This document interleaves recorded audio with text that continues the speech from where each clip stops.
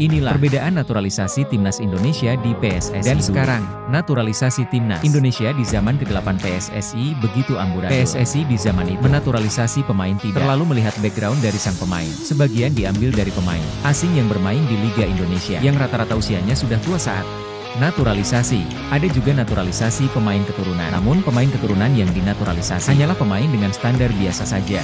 Namun untuk naturalisasi sekarang, PSSI lebih memprioritaskan pemain keturunan dengan kualitas grade A. Pemain-pemain yang dipilih adalah pemain keturunan di usia emas yang bermain di luar negeri. Ternyata program naturalisasi timnas Indonesia memberikan keuntungan besar bagi beberapa klub di Eropa.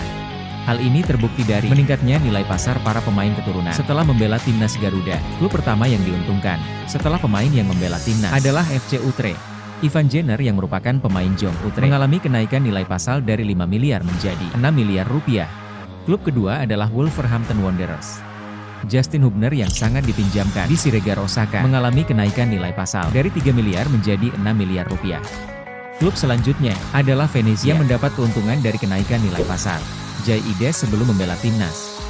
Nilai pasar Bang Jai berada di angka 24 miliar, dan setelah membela timnas naik menjadi 43 miliar rupiah. Klub keempat adalah NSC Nijmegen. Kelvin Serdong yang merupakan pemain NSC Nijmegen mengalami kenaikan nilai pasar setelah membela timnas dari 31 miliar menjadi 43 miliar rupiah. Inilah 3 pemain naturalisasi tambahan untuk bergabung ke timnas pertama. Ketiga oleh Rozak nama oleh Rozak hampir dikabarkan telah menjadi bagian Dokumendo Indonesia melawan Australia. Bahkan dikabarkan pemain ini menyerang. Proses tersebut terlihat sudah berfoto pada awal tahun dan bahkan menyaksikan Mauro adalah 13 striker nomor 9 Jepang atau penyerang. Ini hanya tinggal menunggu proses 88 cm kedua. Mauro memang sebagai ketua umum PSSI ini, Thohir mengatakan bahwa timnas saat ini masih membutuhkan pemain berposisi gelandang. Ketika menggunakan formasi 3-5-2, praktis hanya memiliki satu pemain tengah cadangan. Nama Jairo Redewald disebut-sebut sudah dihubungi PSSI untuk bergabung ke timnas. Ketiga Mauro Zajtra. Mauro Zajtra dikabarkan telah mengirim semua dokumen-dokumennya ke PSSI, bahkan dikabarkan pemain ini akan menjalani proses naturalisasi pada awal 2025. Mauro adalah tipikal striker nomor 9 atau penyerang tengah dengan tinggi 188 cm. Aura memang sangat potensial sebagai goal getter timnas saat ini. Banyak kontroversi semoga ini yang terakhir terkait naturalisasi timnas. Karena kita tidak miskin atlet. Siapa bilang kita miskin? Kita banyak atlet. Kenapa kita harus ambil dari luar terus? Apalagi saya dari Nusa Tenggara Timur, provinsi tertinggal, terbelakang, tetapi gudang atlet, Pak.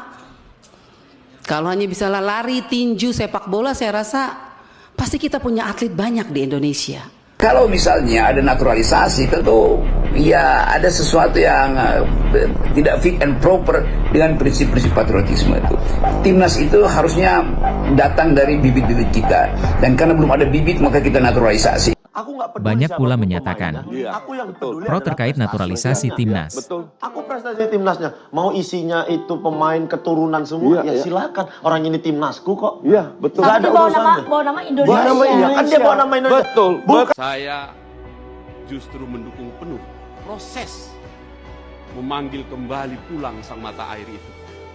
Bahkan Presiden Jokowi saya minta untuk meminta PSSI membentuk tim talent scouting yang tersebar di seluruh dunia, di mana darah-darah DNA Indonesia melekat di anak-anak muda yang main di seluruh liga atau di tempat sepak bola dimanapun berada.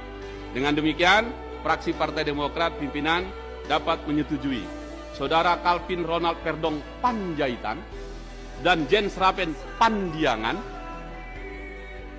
diterima menjadi warga negara Indonesia. Terima kasih pimpinan.